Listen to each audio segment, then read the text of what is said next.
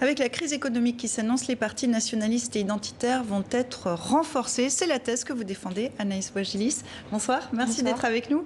Vous êtes géographe à l'Institut français de géopolitique. Vous sortez cet essai, l'Union européenne à l'épreuve des nationalismes, aux éditions du Rocher. Cette progression des extrêmes prend sa source dans 3 crises, dites-vous, économique en 2007, migratoire en 2015 et puis une crise de la représentativité également. Donc forcément, selon vous, il faut s'attendre à une montée des partis d'extrême droite dans les prochaines semaines, les prochains mois? Alors, dans les prochaines semaines, les prochains mois, ça va être, on va voir ce qui va se passer. En tout cas, l'échiquier politique ne va pas être bouleversé du jour au lendemain. Mais il a fort à parier que cette crise qu'on est en train de connaître, qui va être la 4e grande crise que connaît l'Union européenne, devrait favoriser ces partis. Pour 2 raisons. La première, c'est parce qu'il y a certaines solutions qu'on a mises en place dans le cadre de cette crise qui donnent raison, d'une certaine manière, à ces partis, en tout cas qui vient légitimer leur discours. Et donc, le jour où on va lever ces politiques, ils risquent de remettre leur discours sur le devant de la scène. Et la deuxième chose, c'est que ces partis sont aujourd'hui des composantes majeures de la vie politique européenne et que quand on voit qu'un de ces partis perd de la vitesse, par exemple la Ligue, en Italie, qui reste le premier parti en Italie, aujourd'hui est en train d'être concurrencé par Fratelli d'Italia, qui est un parti aussi d'extrême droite. On a vu le même schéma en Grèce quand Obdoré a baissé. Un autre parti avec des idées similaires est venu sur le devant de la scène. Pareil aux Pays-Bas.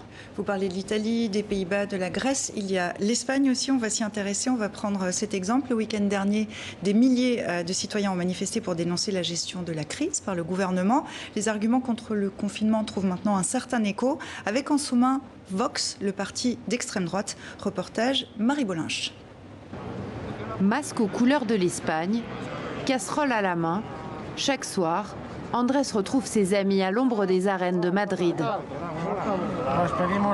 On exige la démission du gouvernement, on est enfermé chez nous, on veut sortir, on ne veut plus être confiné. Le gouvernement profite du confinement et de l'état d'urgence pour faire passer des lois sur le travail et l'éducation. 21h, la casserolade commence. Le cortège se met en place, sous l'œil de la police. L'Espagne est encore confinée, les rassemblements sont interdits. Alors Andrés et ses amis ont trouvé l'astuce. Ils tournent sans s'arrêter pendant 10 minutes. On fait ça pour maintenir une distance de sécurité de 2 mètres. Les gens que vous voyez là sont à moins d'1 kilomètre de chez eux et on manifeste dans la tranche horaire de 20h à 23h où on a le droit de sortir. Comme ça, on respecte les règles de l'état d'urgence que nous impose le gouvernement. Officiellement, ces rassemblements sont apolitiques. Mais ils sont soutenus par le parti d'extrême droite Vox. Et ils sont loin de faire l'unanimité chez les Espagnols. Vu les circonstances, je pense qu'ils devraient soutenir le gouvernement. Au Portugal, par exemple, les conservateurs soutiennent les socialistes au gouvernement. Ici, ça devrait être pareil. Mais dans un pays où la pandémie a déjà détruit 300 000 emplois, les arguments contre le confinement commencent à trouver un certain écho. À 27 ans, Andrés a déjà connu 2 crises économiques. Dans ma famille, certaines entreprises ont pu passer en chômage partiel. Les entrepreneurs ont dû geler totalement leurs activités. Je connais aussi des gens qui ont perdu leur emploi. Comme Andrés, ce week-end, des milliers de manifestants ont défilé en moto et en voiture, là encore pour contourner l'état d'urgence. Pas de quoi menacer pour l'instant le gouvernement, mais cette révolte née dans les beaux quartiers pourrait faire tache d'huile, selon ce politologue. Les manifestants qui sortent aujourd'hui dans les rues ne sont pas ceux qui vont le plus souffrir de la crise économique. Ce sont les catégories les plus modestes qui seront les plus touchées. Et on peut imaginer que ces personnes les plus défavorisées finissent par tourner le dos à la gauche et manifestent à leur tour à l'automne, quand les effets de la crise se feront le plus ressentir. Pour l'instant, l'Espagne est en état d'urgence jusqu'au 7 juin. Mais le gouvernement n'exclut pas de le prolonger jusqu'à la fin du mois. Aujourd'hui, ces partis européens comme Vox, on vient de le voir, crient à la privation de liberté, mais il faut se rappeler qu'au début de la crise sanitaire, ils appelaient à une fermeture des frontières, à un confinement radical.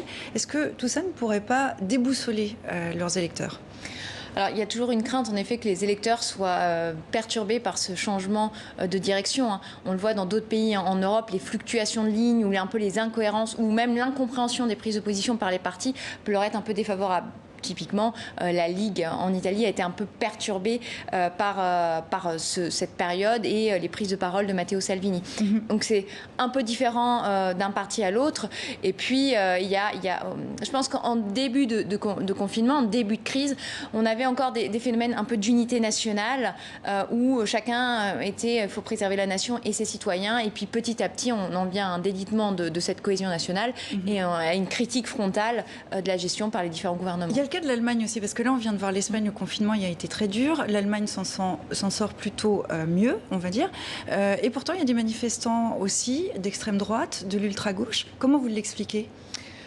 Alors, j'ai un peu encore de mal à m'expliquer parce que le gros problème pour un chercheur en période de confinement, c'est que le terrain est très limité, donc on ne va pas forcément voir ce qui s'y passe, on n'a pas forcément de la matière première de grande qualité, mais...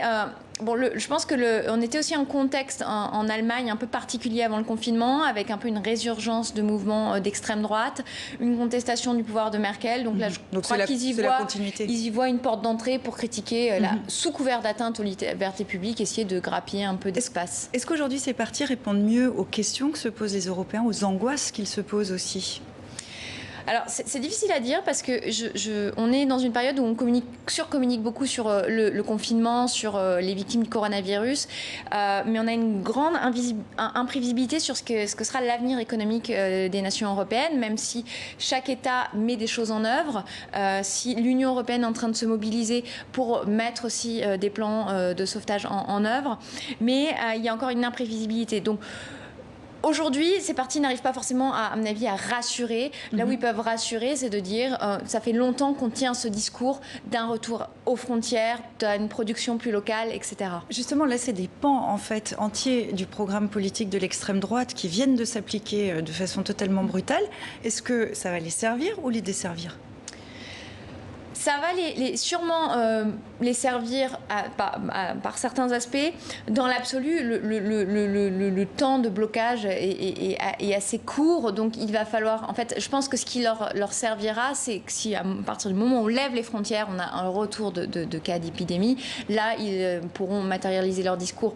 Dans l'absolu, aujourd'hui, je crois que le temps est vraiment trop court, et en plus on voit bien que toutes les difficultés que pose la fermeture des frontières, donc il y a une sorte d'inconscience encore, donc ça pourrait être à double tranchant. Voilà, double tranchant pour eux. Vous évoquiez l'Europe, on l'a vu, la Commission met la main au porte-monnaie, plan de relance de 750 milliards d'euros. Est-ce que ça ne peut pas désamorcer justement l'idéologie de ces partis d'extrême droite? Rapidement pour terminer. Alors oui, parce que l'Europe a réagi beaucoup plus vite qu'en 2008, très rapidement pour dégager 150 milliards. Non, parce qu'on montre quand même qu'il y a des divergences culturelles très profondes au sein de l'Union européenne qui perdurent. Et attention, il y a un danger, notamment qui vient de la cour de Karlsruhe en Allemagne, et qui pourrait questionner l'avenir des institutions européennes et leur rôle. Merci Anaïs Bouajilis d'avoir répondu à nos questions. Merci beaucoup.